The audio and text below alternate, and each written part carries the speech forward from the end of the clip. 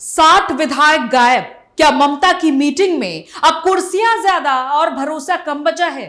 তা সত্ত্বেও আপনারা যে এসে উপস্থিত হয়েছেন সেই কারণে टीएमसी या फिर फैमिली मैनेजमेंट कंपनी?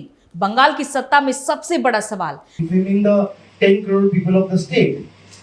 दीदी का दरबार, भतीजे का प्रभाव और नेताओं का बढ़ता असंतोष। जिस शुवेंदु को कभी ममता ने आगे बढ़ाया, वही आज टीएमसी की सबसे कमजोर नस पर वार कर रहा है। অফিসার্স যারা সুবিধা ভোগ করেছে।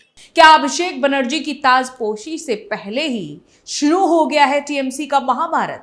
বরাবরই আন্দোলন বিপ্লব এবং সংগ্রামের कभी वामपंथी के 34 साल के किले को ध्वस्त कर बंगाल की सत्ता पर कब्जा करने वाली तृणमूल कांग्रेस आज खुद एक ऐसे मोड़ पर खड़ी दिखाई दे रही है जहां विपक्ष से ज्यादा सवाल उसके अपने घर के भीतर से उठ रहे हैं। बंगाल की राजनीति में एक समय था जब ममता बनर्जी का एक इशारा पूरी पार्टी की दिशा तय कर देता था। नेता लाइन में खड़े रहते थे, विधायक आदेश का इंतजार करते थे और कार्यकर्ता दीदी के नाम पर चुनाव जीतने का भरोसा रखते थे। लेकिन अब तस्वीर बदलती दिखाई दे रही है। नमस्कार, आप देख रहे हैं न्यूज वॉच इंडिया। मैं हूं आपके साथ अंजलि राजावत। राजनीति में अक्सर कहा जाता है कि किसी पार्टी की सबसे बड़ी ताकत उसका संगठन होता है, लेकिन जब संगठन से ज्यादा चर्चा परिवार की होने लगे तो संकट की शुरुआत यहीं से हो जाती है। आज टीएमसी के सामने सबसे बड़ा आरोप भ्रष्टाचार का नहीं है, विपक्ष का नहीं है, बल्कि परिवारवाद का है। ममता बनर्जी ने 1998 में तृणमूल कांग्रेस बनाई थी। ये पार्टी एक आंदोलन से निकली थी। कांग्रेस से बगावत करके निकली एक महिला नेता ने अकेले दम पर वामपंथ की जड़ें हिला दी थी। लेकिन 28 साल बाद वही पार्टी इस आरोप से घिरी है कि अब वो आंदोलन की नहीं, परिवार की पार्टी बनती जा रही है। बंगाल में पिछले कुछ वर्षों से एक शब्द लगातार सुनाई देता है, भतीजा मॉडल।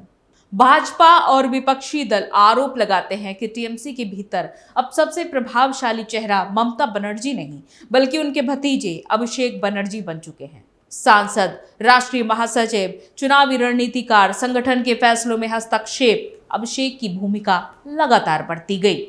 सवाल उठने लगे कि क्या पार्टी में दूसरा नेतृत्व तैयार किया जा रहा है या फिर पूरा संगठन एक परिवार के इर्द गिर्द सिमटता जा रहा है। सबसे बड़ा राजनीतिक झटका तब लगा जब विधायक दल की अहम बैठक में बड़ी संख्या में विधायक नहीं पहुंचे। विपक्ष ने तुरंत हमला बोला। ये सिर्फ अनुपस्थिति नहीं, असंतोष का सिग्नल है। राजनीति में विधायक अचानक गायब नहीं होते हैं, वो संदेश देते हैं। और जब दर्जनों विधायक एक साथ दूरी बनाते दिखें तो सवाल तो उठना लाजमी है। बीजेपी नेता और बंगाल की राजनीति के सबसे आक्रामक चेहरे शुवेंदु अधिकारी इसी मुद्दे को लेकर लगातार ममता सरकार पर हमला बोल रहे हैं। दिलचस्प बात तो यह है कि शुवेंदु अधिकारी कभी टीएमसी के सबसे भरोसेमंद नेताओं में गिने जाते थे। नंदीग्राम आंदोलन से लेकर पार्टी विस्तार तक उन्होंने ममता के साथ कंधे से कंधा मिलाकर काम किया। लेकिन आज वही नेता दावा कर रहे हैं कि टीएमसी अब तृणमूल कांग्रेस नहीं, बल्कि तृणमूल फैमिली क्लब बन चुकी है। शुवेंदु का आरोप है कि पार्टी में वरिष्ठ नेताओं की राजनीतिक हैसियत लगातार कम की गई और निर्णय लेने की प्रक्रिया कुछ लोगों तक ही सीमित हो गई। और यही वजह है कि जमीनी स्तर पर असंतोष बढ़ रहा है।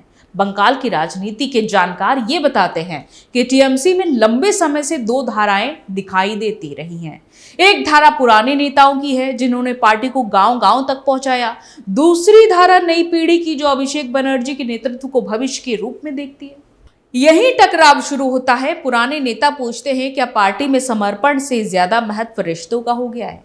नई पीढ़ी कहती है कि राजनीति में बदलाव जरूरी है। लेकिन सवाल यह है कि अगर सब कुछ ठीक है तो फिर असंतोष की खबर बार बार क्यों सामने आ रही है।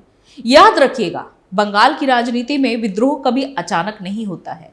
पहले कानाफूसी होती है, फिर खामोशी आती है और उसके बाद राजनीतिक विस्फोट होता है।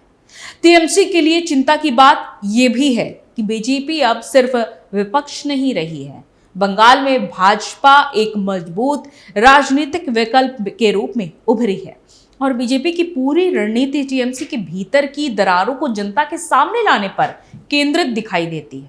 शुवेंदु अधिकारी लगातार ये नैरेटिव बना रहे हैं कि दीदी की पार्टी में दीदी से ज्यादा भतीजे की ही चलती है और ये आरोप सही है या गलत, इसका फैसला जनता करेगी। लेकिन राजनीति में धारणा ही अक्सर हकीकत बन जाती है।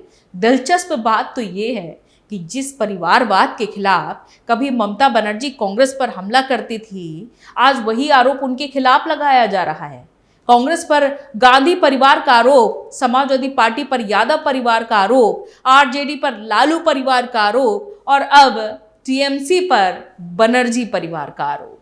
राजनीति का ये चक्र बड़ा दिलचस्प है। बंगाल में आज बीजेपी की सबसे बड़ी उम्मीद यही है कि टीएमसी के भीतर का असंतोष आने वाले समय में राजनीतिक विस्फोट का रूप ले। वही ममता बनर्जी की सबसे बड़ी चुनौती विपक्ष नहीं बल्कि अपनी पार्टी को एकजुट रखना है, क्योंकि चुनाव विपक्ष से नहीं हारे जाते। चुनाव तब हारते हैं जब पार्टी के भीतर भरोसा टूटने लगता है। तो सवाल सिर्फ इतना नहीं है कि 60 विधायक बैठक में क्यों नहीं पहुंचे, सवाल ये है कि क्या बंगाल की राजनीति में एक नया अध्याय लिखने की तैयारी हो रही है? क्या टीएमसी में दीदी बनाम असंतोष की लड़ाई शुरू हो चुकी है? क्या अभिषेक बनर्जी का बढ़ता कद पुराने नेताओं को असहज कर रहा है? और सबसे बड़ा सवाल, क्या जिस पार्टी ने कभी मां माटी मानुष के नारे पर सत्ता हासिल की थी, वह परिवार, प्रभाव और उत्तराधिकार की बहस में उलझती जा रही है? बंगाल की राजनीति में फिलहाल यही सबसे बड़ा सस्पेंस है, और इस सस्पेंस पर सबसे पैनी नजर रखते हुए हैं बीजेपी के शुभेंदु अधिकारी, क्योंकि उन्हें पता है कि विपक्ष बाहर से जितना नुकसान नहीं पहुंचा सकता, उतना नुकसान कभी कभी पार्टी के भीतर उठने वाली एक चुप्पी पहुंचा देती है। तो आपका इस खबर पर क्या कहना है? अपनी राय कमेंट बॉक्स में जरूर बताइएगा। वीडियो अच्छी लगे तो शेयर कीजिए, चैनल को सब्सक्राइब करिए और वीडियो को लाइक करिए। नमस्कार।